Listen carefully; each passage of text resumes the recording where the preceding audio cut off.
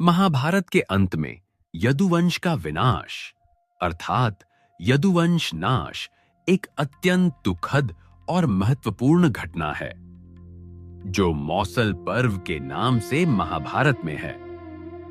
यह कथा सिखाती है कि अहंकार और अनुशासनहीनता कैसे एक महान साम्राज्य का अंत कर सकती है। महाभारत युद्ध के बाद द्वारिका नगरी अपने वैभव के चरम पर थी। श्री कृष्ण के संरक्षण में यदुवंश अत्यंत शक्तिशाली बन चुका था। वृष्णि, अंधक और भोज वंश के वीर योद्धा किसी भी शत्रु को परास्त करने में सक्षम थे, लेकिन इसी शक्ति के साथ धीरे धीरे उनके भीतर अहंकार और अशिष्टता बढ़ने लगी। उन्हें लगने लगा कि वे अजेय हैं और किसी का भी अपमान कर सकते हैं। एक बार महर्षि विश्वामित्र, दुर्वासा, कण्व, भृगु और नारद आदि सब बड़े बड़े ऋषि द्वारिका आए। परिहास अर्थात मजाक करने के उद्देश्य से यादवों ने श्री कृष्ण के पुत्र सांब को स्त्री के वेश में सजाया। ऋषियों के पास ले जाकर पूछा, यह स्त्री गर्भवती है, बताइए इसके गर्भ से क्या उत्पन्न होगा। ऋषियों ने अपनी दिव्य दृष्टि से अपमान को जान लिया और क्रोधित होकर शाप दिया। इसके गर्भ से एक ऐसा मुसल अर्थात लोहे का डंडा उत्पन्न होगा जो तुम्हारे कुल का विनाश कर देगा। अगले ही दिन सांब के पेट से एक लोहे का मुसल निकला।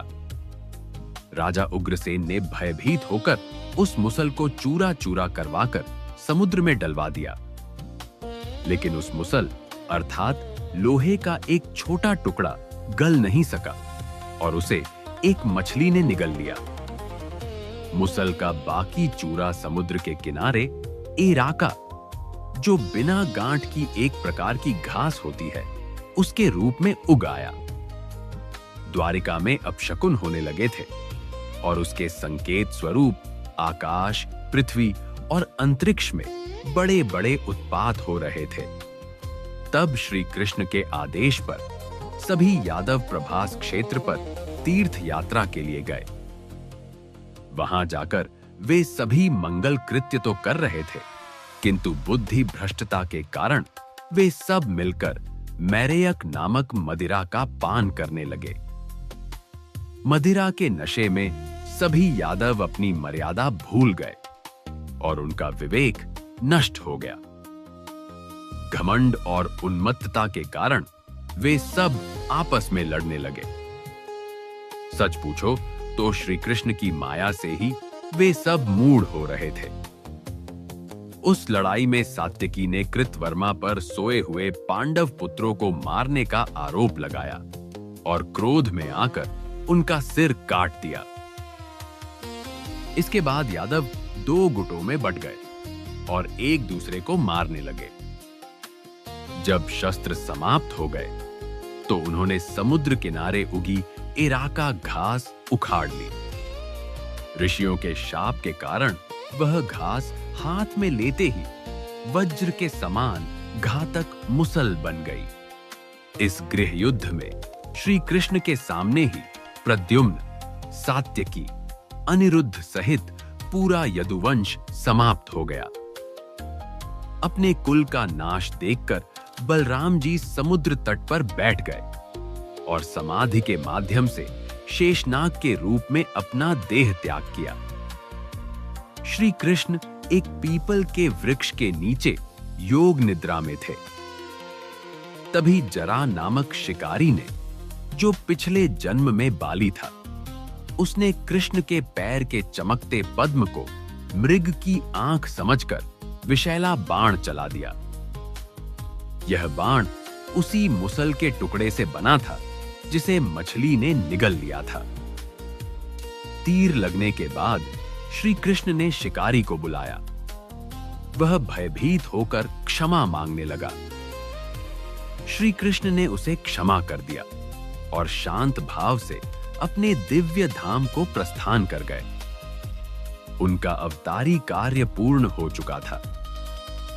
श्री कृष्ण के देह त्यागने के कुछ ही समय बाद संपूर्ण द्वारिका नगरी समुद्र में डूब गई। पौराणिक मान्यता के अनुसार केवल श्री कृष्ण का प्रासाद अर्थात महल ही शेष बचा था। श्री कृष्ण की आज्ञा के अनुसार अर्जुन बचे हुए वृद्धों, स्त्रियों और बच्चों को लेकर हस्तिनापुर आ गए। यदुवंश के नाश में एक और शाप भी निमित्त बना था और वो था गांधारी का शाप। जब महाभारत युद्ध के अंत में अपने 100 पुत्रों की मृत्यु से दुखी होकर माता गांधारी ने श्री कृष्ण को शाप दिया था कि जिस प्रकार तुमने मेरे कुल का नाश होने दिया, वैसे ही आज से 36 वर्ष बाद तुम्हारे कुल का भी विनाश हो जाएगा और तुम असहाय होकर मारे जाओगे। तो यह था यदुवंश के अंत का वो मार्मिक प्रसंग जो हमें जीवन की एक बहुत बड़ी सीख देता है कि चाहे कोई कितना भी शक्तिशाली क्यों न हो, अहंकार और अनुशासनहीनता विनाश का द्वार खोल ही देते हैं। जय श्री कृष्ण।